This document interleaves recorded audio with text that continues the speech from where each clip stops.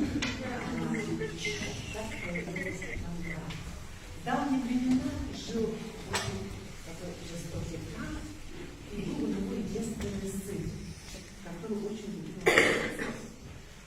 И на запреты родителей не послушал, и он уезжает на охоту.